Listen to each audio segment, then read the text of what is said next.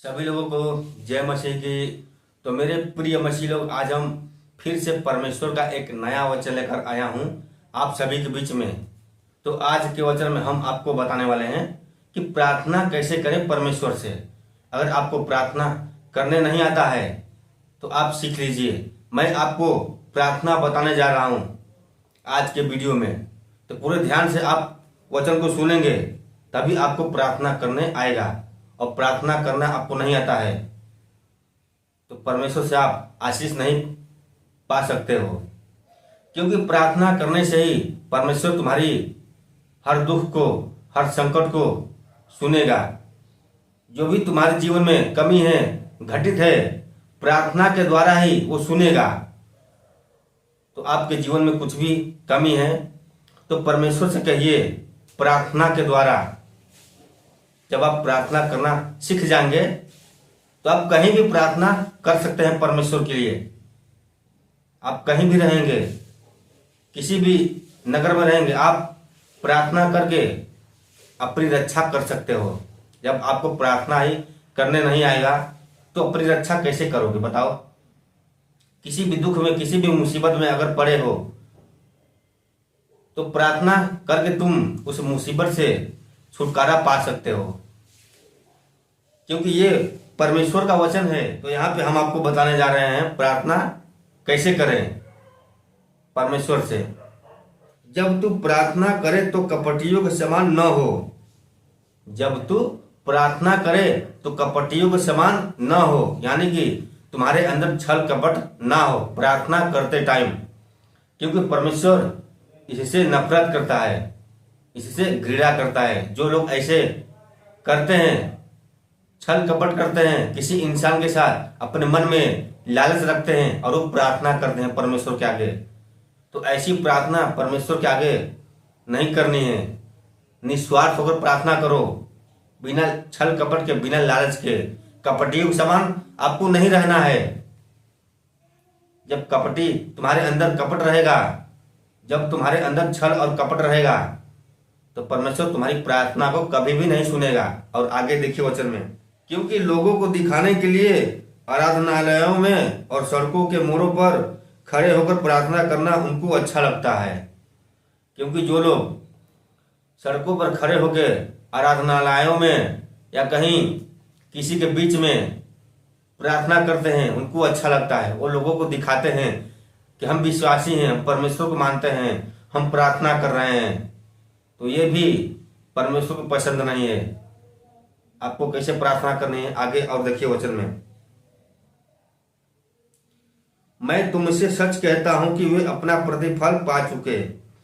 मैं तुमसे सच कहता हूं कि वे अपना प्रतिफल पा चुके। परंतु जब तू प्रार्थना करे तो अपनी कोठरी में जा। ध्यान से सुनिएगा, यहाँ पे लिखा हुआ है परंतु जब तू प्रार्थना करे तो अपनी कोठरी में जा।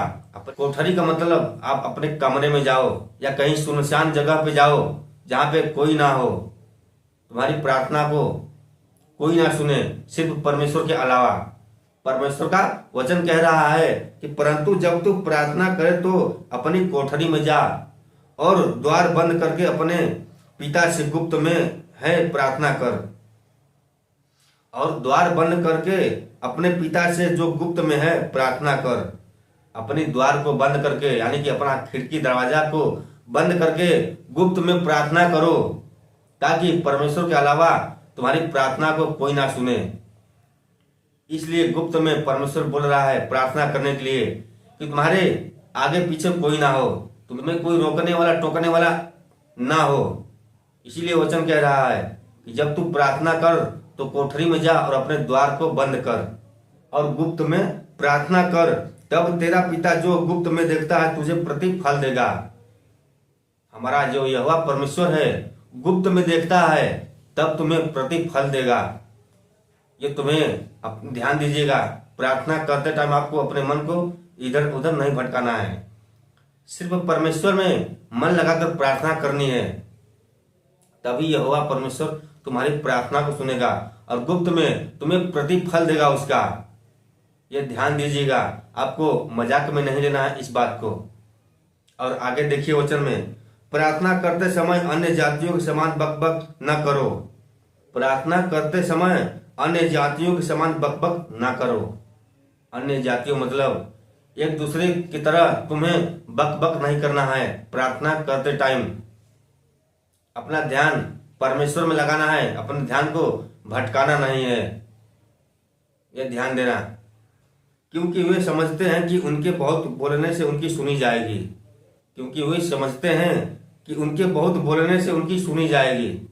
परमेश्वर का ये वचन कह रहा है कि बहुत बोलना नहीं है तुमको परमेश्वर के आगे, सिर्फ प्रार्थना करनी है, बकबक नहीं करनी है। बकबक करने से तुम्हारी प्रार्थना को कभी भी नहीं सुनेगा, ऐसा मत सोचना। इसलिए तुम उनके समान न बनो, क्योंकि तुम्हारा पिता तुम्हारे मांगने से पहले ही जानता है। इसलिए तुम उनके समान न बनो, क्योंकि तुम्हारा पिता तुम्हारे मांगने से पहले ही जानता है कि तुम्हारी क्या क्या आवश्यकताएं हैं। तुम्हारा जो पिता है उसे पता है, तुम्हें मांगने से पहले ही उसे पता है कि तुम्हें क्या क्या आवश्यकता है। तो तुम्हें मांगने की जरूरत नहीं है। परमेश्वर तुम्हें समय से सब कुछ देगा। बस आपको धैर्य बनाकर रखनी है, धीरज बनाकर रखनी है। आपको विश्वास नहीं तोड़ना है, अंत तक धीरज धरे रहना है, तभी परमेश्वर तुम्हारी इच्छा को पूरी करेगा और तुम्हें विश्वास में आगे बढ़ाएगा। आगे देखिए वचन में, अतः तुम इस रीति से प्रार्थना किया करो, हे हमारे पिता तू जो स्वर्ग में है, तेरा नाम पवित्र माना जाए। अतः तुम इस रीति से प्रार्थना किया करो, जैसे मैं आपको वचन में बता रहा हूं, ध्यान दीजिएगा। अतः तुम इस रीति से प्रार्थना किया करो, हे हमारे पिता तू जो स्वर्ग में है, तेरा नाम पवित्र माना जाए। तेरा राज्य आए, तेरी इच्छा जैसी स्वर्ग में पूरी होती है वैसे ही पृथ्वी पर भी पूरी हो। हमारे दिन भर की रोटी आज हमें दे, और जिस प्रकार हमने अपने अपराधियों को क्षमा किया है वैसे ही तू भी हमारे अपराधों को क्षमा कर। जो भी तुम्हारे साथ छल कपट किए हैं, जो भी अपराध किए हैं, उनके अपराधों को तुम क्षमा कर दो और अपने अपराधों को तुम स्वीकार करो परमेश्वर के आगे। परमेश्वर तुम्हारी हर पाप को, हर अपराधों को क्षमा कर देगा जब स्वीकार करोगे तब। और आगे देखिए वचन में, और हमें परीक्षा में न ला परंतु बुराई से बचा। और हमें परीक्षा में न ला परंतु बुराई से बचा, क्योंकि राज्य और पराक्रम और महिमा सदा तेरा ही है। आमीन। इसलिए यदि तुम मनुष्य के अपराध को क्षमा करोगे तो तुम्हारा स्वर्गीय पिता भी तुम्हें क्षमा करेगा।